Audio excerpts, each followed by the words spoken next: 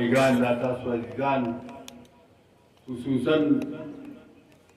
زما کشر رور چې دا زما ټول بې پردي خپلم دي دا څونه دا کوړي سیدان قاضیان دا پیر سباق دا ټول زما رشتہ دار هم دي تروریانې مې پکې واده دي موږ ته د ابا رور پکې واده کړی دی زمونږ ټول د یو کور خلک یو شکر الحمدلله چې نن سید مقصود علی شاه باچا چې کوم پروګرام کړی دی او په دې ډېر خوشاله و چې دا مدرسه ټول د هغې په وساطت باندې خدای پاک دلته راوړي ده او الله تعالی دې موږ ټولو ته دې ثواب راکړي او ډېر لوی احسان دی نو دا عزت هم شکر الحمدلله چې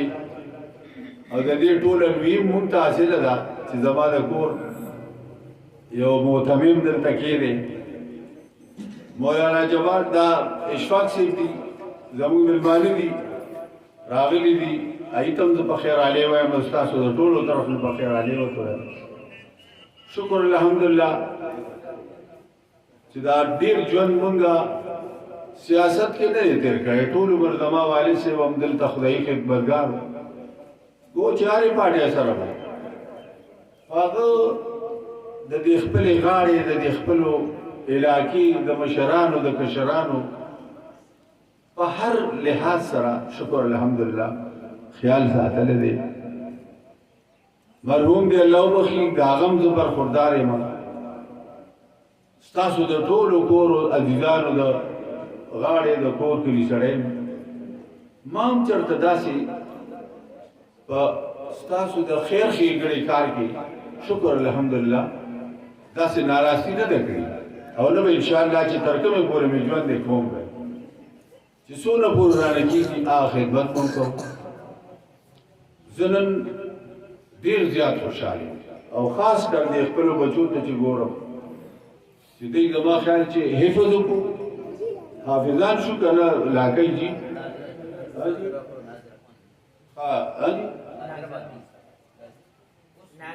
ناظره باندې دي الله دې وکړي چې دوی ته ژوندونه خدای ورکړي او الله دې وکړي چې څنګه زموږ د عالمان وروستو ټول موجود دي او زموږ د دې عالمانو نه د خدای پاک دا اوچت عالمان وګرځوي موږ به دغه دعاګانې کړو نن سبا خو په ملک کې څه شته نه نن چې دا کوم حالات دي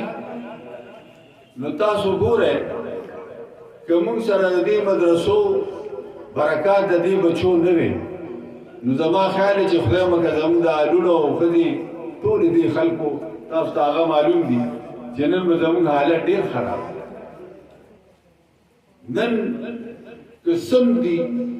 او سم خدای پاک دلته عزت زموږ راوستی نو دا صرف د جمعیت العلماء اسلام د یو نر لیډر د جناب فضل الرحمن صاحب په قیادت کې چې نن دا ټول ملک خلک وایي ګراني ده هلکه ګراني کم دی ده دا ګراني خو تاسو خلکو راوستي ما د دوی نه تپوس کولو چې دلته 10 کاله حکومت چا کړی دی په ایمان یې ووایه د جمعیت حکومتو د مسلم لیگ حکومتو د پیپل حکومتو تاریخي 10 کاله متواتر حکومت دومره بل چا نه دی کړی چې څومره دا ټول ماحول صرف د دغه خلکو راګنده شوی نو نن د هغې نقصانات موږ ته ملاویږي او انشاءالله چې دا نقصان به خدای پوره کوي 2-3 میاشتې به دا تکلیفونه وي او دا به خدای پاک ډېر په ښه طریقه سره انشاءالله لرې کوي خو موږ اوس صرف دا دعا کوو چې نن که د دې مدرسو کې زموږ دا بچي نه وي او دا تاسو ښه خلک ورسره شامل نه وي نو والله چې ګوره چې نور به دا حالات خدای خراب کړي خو شکر الحمدلله چې د دې بچو دعاګانې او ستاسو د ټولو مرستې پکې شامل دي که هر څومره ګراني راشي انشاءالله چې الله یې نه غواړي نو موږ به که خیر ښه د خوشحالۍ ژوند که خیر ښه د ایمان سره تېروو نو زه ځکه ما د خپل کشر ورور ته خواست وکړو چې یاره ما ته اجازه ما صرف حاضري کوله زه په نن 9 بجې اسلام آباد ته ځان رسوم اوس به کور ته ځم او هلته د ډاکټر نه به ټیم اخیستی دی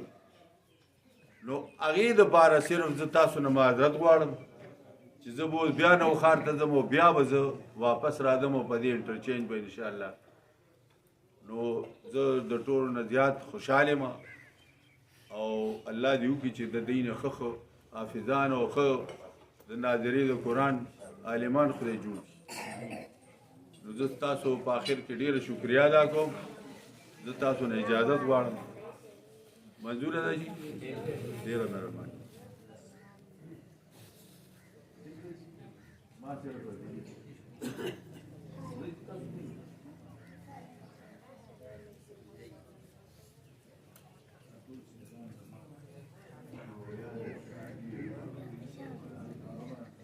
جزاک اللہ جناب پرویز احمد خان سابقہ MP او صوبائی رہنما جمعیت علماء اسلام دیوسو قیمتی او خپل خبرونه پس الحمدلله دا پروگرام با جاری ساتو عزتمندو الله رب العزت قرآن مجید یو داسې عظیم الشان کتاب پدې امت باندې نازل کړی دی بلکې موږ ټول لکه فخر پکار دی نو واحد پدې کتاب باندې پکار دی چې الله رب العزت زموږ د ټولو رهنمایي او هدایت دپاره واحد ذریعہ چې محمد رسول الله صلی الله علیه و آله وسلم د خپل وارث په شکل کې پرېښې ده نو هغه صرف او صرف قرآن مجید دی قرآن مجید د راتلونکي دور